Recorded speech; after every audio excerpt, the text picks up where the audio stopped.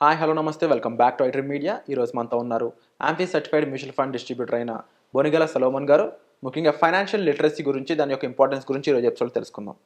నమస్తే సార్.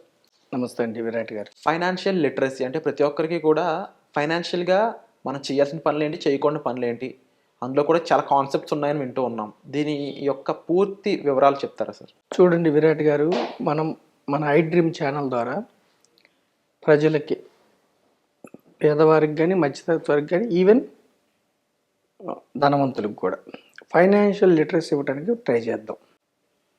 ఇప్పుడు చూడండి, చాలామంది గొప్ప గొప్ప చదువులు చదివి సాఫ్ట్వేర్ ఇంజనీర్స్ అయ్యి, సైంటిస్టులు అయ్యి, డాక్టర్స్ అయ్యి, అయినా కూడా అంత పెద్ద పొజిషన్లో ఉండి కూడా అప్పుల్లో ఉన్నారని మనం వింటాం. ఇది కేవలం ఫైనాన్షియల్ నాలెడ్జ్ లేకపోవటం వల్లే. ఎంత సంపాదిస్తున్నారని కాదండి, ఎంత డబ్బు మీరు సంపాదిస్తున్నారని కాదు, ఎంత మీరు ఇన్వెస్ట్ చేస్తున్నారు. ఇక్కడ మనం సేవింగ్స్ని ఇన్వెస్ట్ కింద మారమంటున్నాం. సేవ్ చేసే అమౌంట్ ఎంత మీరు ఇన్వెస్ట్ చేస్తున్నారు, అది ల్యాక్ అవటం వల్ల చాలామంది అప్పుల్లో ఉంటున్నారు. ఇప్పుడు చూడండి విరాట్ గారు, మనం ఒక మొక్క పెట్టాము, నిత్యము నీళ్లు పోసి దాన్ని పెంచామనుకోండి, కొన్ని ఇయర్స్ పెరిగిన తర్వాత దానికి ఇంకా నీళ్ళు అవసరమా? అవసరం లేదు. దానికి మనం ఇంక చేయాల్సింది ఏముండదు. అది వృక్షం అయిన తర్వాత అది మనకి నీడనిస్తుంది. ఫస్ట్ మనం దానికోసం ఇన్వెస్ట్ చేయాలి.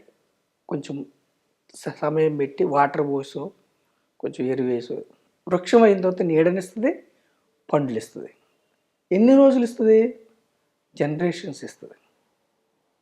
ఓకేనా విరాట్ గారు? అలాగే ఒక 200 గజాల్లో ఇల్లు చూడండి, 150 గజాల ఇల్లు కట్టడానికి, లేదంటే ఒక 500-1000 గజాల్లో అపార్ట్మెంట్ కట్టడం చూడండి.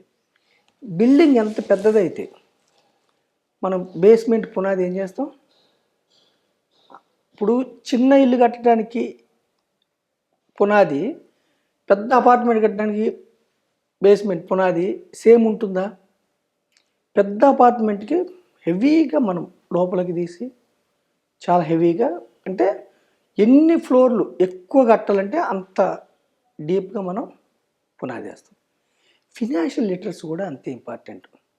మనకి స్కూల్స్లో పిల్లలకి నువ్వు ఎంత గొప్పగా ఉద్యోగం చేయి, ఎంత గొప్ప ఉద్యోగం తెచ్చుకోవాలి, ఎంత ఎక్కువ సంపాదించే ఉద్యోగం తెచ్చుకోవాలి, ఇవి చెప్తారు. కానీ ఫినాన్షియల్ లిటరసీ ఉండదు.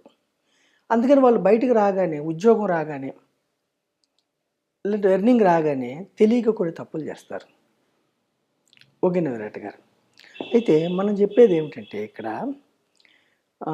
ఫినాన్షియల్ లిటరసీ మనం చెప్పేది ఏమిటంటే, మన ఐడ్రీమ్ ఛానల్ ద్వారా ఫస్ట్ రెండు డిఫరెన్స్లు తెలుసుకోవాలి. ఒకటేమిటి? అసెట్స్, రెండవది లయబిలిటీస్.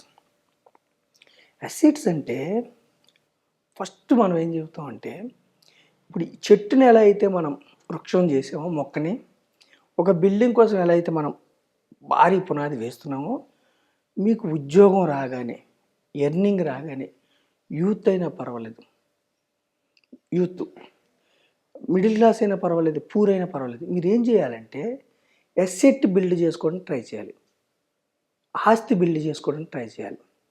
లయబిలిటీస్ బిల్డ్ చేసుకోవద్దు. అసెట్ అంటే ఏమిటి ఫస్ట్ అర్థం తెలుసుకోవాలి. అసెట్కి లయబిలిటీస్కి డిఫరెన్స్ తెలుసుకోవాలి. అసెట్ అంటే నీ జేబులోకి డబ్బు రావాలి, నువ్వు ఇన్వెస్ట్ చేయటం వల్ల నీకు డబ్బు రావాలి. ఫస్ట్ ఒక ఎంప్లాయీ ఉన్నారనుకోండి, నెలంతా కష్టపడితే అతనికి డబ్బు వస్తుంది, జీతం. అతను ఎవరి కోసం కష్టపడుతున్నారు? ఫస్ట్ అతను కష్టపడేది ఎంప్లాయర్ కోసం, సంస్థ కోసం. ఆ ఎంప్లాయర్ ధనవంతుడు అవుతాడు. కానీ మనం మన అవసరం కోసం మనం డబ్బు సంపాదించుకోవడం మనం కష్టపడుతున్నాం. ఒక్కసారి మీకు డబ్బు వచ్చిన తర్వాత మీరు డబ్బుకి బానిస కాదు, డబ్బు మీకు బానిస అవ్వాలి, డబ్బు మీకు ఎంప్లాయ్ అవ్వాలి. ఆ డబ్బుని మీరు ఏం చేయాలంటే ఇన్వెస్ట్ చేయాలి. ఇన్వెస్ట్ అంటే ఎప్పుడు కూడా మీకు ఆ డబ్బే మళ్ళీ డబ్బుని సమకూర్చాలి. డబ్బు మీకు లోపలికి రావాలి, మీ జేబులోకి రావాలి. లయబిలిటీస్ అంటే ఏమిటి? మీ జేబులోంచి వెళ్ళిపోతుంది.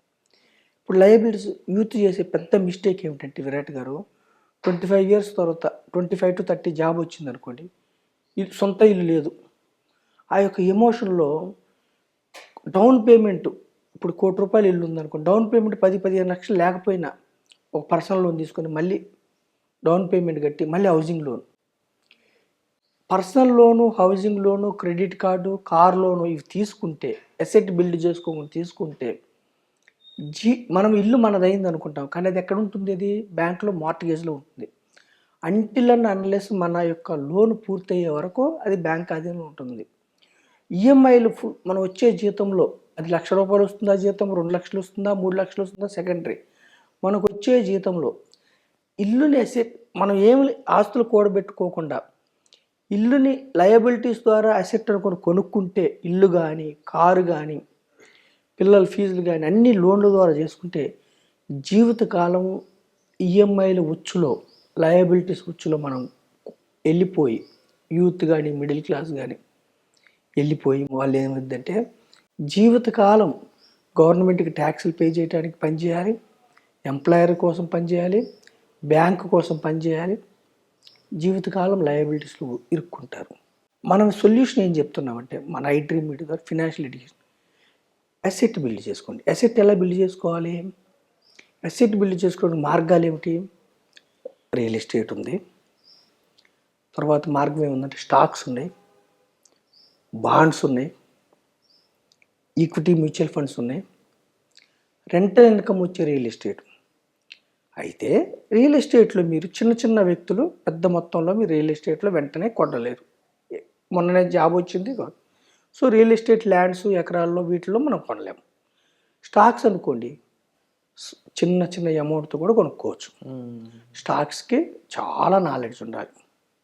స్టాక్స్ మంచిది, కంపెనీలో ఓనర్షిప్, స్టాక్స్ మంచిది.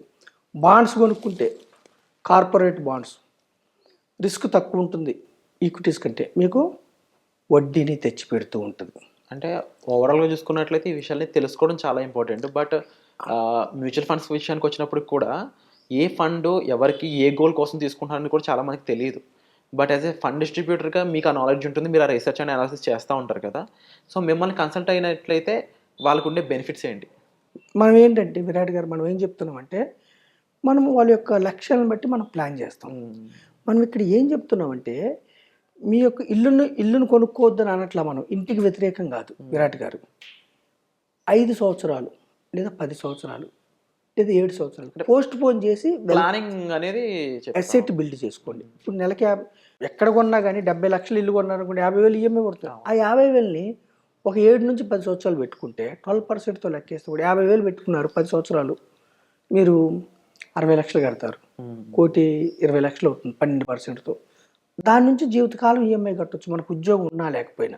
కారు కొనుక్కోవాలంటే ఏం చేద్దామంటే విరాట్ గారు, ఫస్టే అసలు ఏం లేకుండానే డౌన్ పేమెంట్ లేకనే వెళ్ళి కొనే బదులు మనం ఏం చేద్దామంటే ఒక 5 ఇయర్స్ నెలకు 15,000 సిప్ కట్టుకొని, ఈక్విటీ మ్యూచువల్ ఫండ్లో సిప్ కట్టుకుంటే మీకు అది ఒక అసెట్ బిల్డ్ చేస్తుంది. మీరు సుమారుగా అరౌండ్ 9 lakhs కడతారు. 15,000 5 ఇయర్స్లో 9 lakhs కడతారు. అరౌండ్ అది 12 lakhs వరకు అవుతుంది. 12% అంటే గ్యారంటీడ్ కాదు. ఆ 12 lakhsతో మీరు ఈఎంఐ కట్టుకోవచ్చు. అంటే అసెట్ బిల్డ్ చేసుకున్న తర్వాత మీరు కారు కొనుక్కోమంటున్నాం, అసెట్ బిల్డ్ చేసుకున్న తర్వాత ఇల్లు కొనుక్కోమంటున్నాం. అసెట్ బిల్డ్ చేసుకుంటే మీకు భరోసా ఉంటుంది. అసెట్ బిల్డ్ చేస్తే ఏమవుతుందంటే మీ చేతిలోకి వచ్చిన రూపాయి మీకు మళ్ళీ రూపాయి సమకూరుస్తూ ఉంటుంది. కాబట్టి ఎంత పెద్ద చదువులు చదివినా కానీ ఫినాన్షియల్ నాలెడ్జ్ లేకపోతే ఏమవుతుందంటే మనం ఎప్పుడూ డబ్బు కోసం పనిచేయాలి.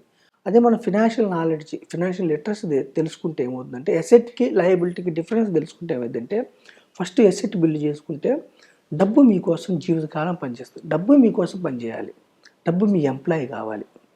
మీ ఎంప్లాయీ కావాలంటే సెకండ్ ఇన్కమ్ జనరేట్ చేసే దగ్గర మీరు ఇన్వెస్ట్ చేయాలి.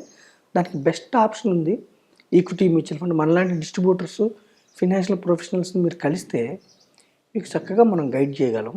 సో ఫినాన్షియల్ లిటరసీ అనేది మనకు చాలా ఇంపార్టెంట్. అందుకే మన ప్రజలకు అందించే అవేర్నెస్ మనం ఐడ్రీమ్ ద్వారా ఇస్తున్నాం. Thank you so much sir. And తప్పకుండా దీనికి సంబంధించిన విషయాలు మరిన్ని ఎపిసోడ్ ద్వారా మీరు అందజేయాలని మనస్ఫూర్తిగా కోరుకుంటున్నాం. Thank you so much. Thank you అండి విరాట్ గారు.